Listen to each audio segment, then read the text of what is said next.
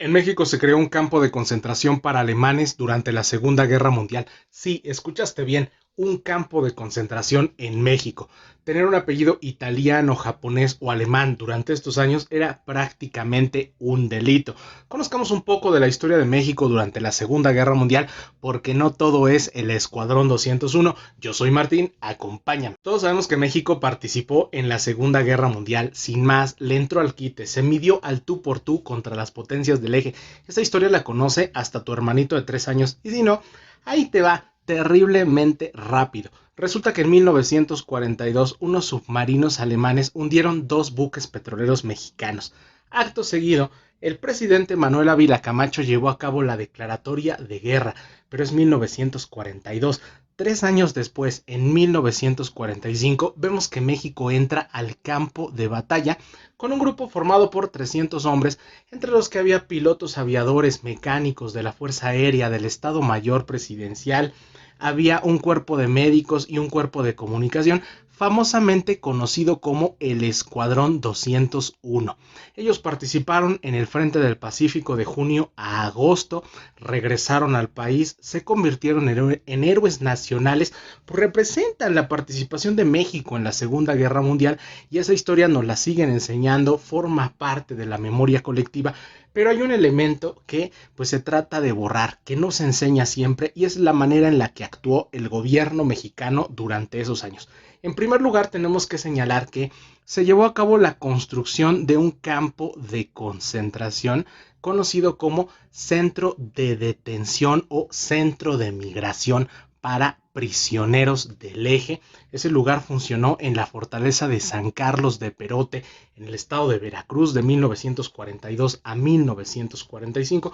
Fue creado por recomendación de los aliados norteamericanos, y la intención era que fueran detenidos ahí los acusados de ser espías nazis, también aquellos que habían cometido actos de sabotaje y quienes atentaran contra la seguridad nacional. Como era de esperarse, también fueron detenidos italianos, fueron detenidos japoneses, y sobre todo los marinos que se encontraban en el puerto de Veracruz durante los atentados contra los buques petroleros. Estos fueron considerados sospechosos de alto grado. Como es de esperarse, como ocurre en la historia de México y de muchos países, muchas de las personas que se encontraban ahí eran inocentes. Su único delito era tener la nacionalidad italiana, japonesa o alemana.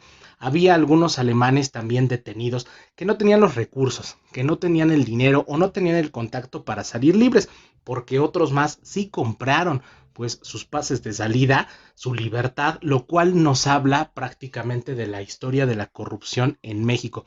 Chécate lo que nos dice el historiador Carlos Inclán.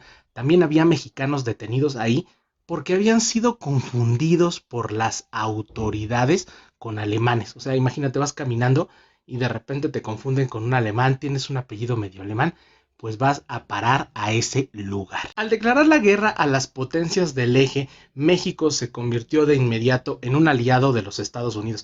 Esto le garantizó vender petróleo, vender materias primas, vender diversos productos, vender inclusive el cine. Por eso es que tenemos una época de oro del cine mexicano. Todo esto está conectado y forma parte de un proceso histórico conocido como el milagro mexicano. En segundo lugar, también una de las consecuencias es que se mostró el rostro racista, xenófobo, intolerante de un sector de la población. Porque chécate las palabras del presidente. Dice que va a defender la libertad y el respeto a las naciones. Estas son palabras del presidente Manuel Ávila Camacho, pero pues está llevando a cabo diversas acciones como: en primer lugar, sí va a haber deportaciones. Ciudadanos extranjeros van a ser regresados a sus países. En el caso de los que van a ser acusados de espías nazis, las listas las envía el gobierno norteamericano. También el gobierno mexicano va a actuar a través de la Secretaría de Gobernación, a través obviamente pues, de esta dependencia. En segundo lugar, sus bienes van a ser incautados. En el caso de alemanes, italianos y japoneses, pues se va a llevar a cabo una reubicación de donde vivían. Se les va a llevar a otros lugares, sobre todo si viven en lugares que son considerados como estratégicos, plantas de energía eléctrica, petrolíferas, fronteras, porque son considerados unos enemigos pues de la seguridad nacional, un atentado contra la seguridad nacional. En el caso de sus centros de reunión, muchos van a ser intervenidos, muchos van a ser clausurados, tiempo después se van a abrir y se va a llevar a cabo la creación de este centro de detención del cual hemos estado hablando.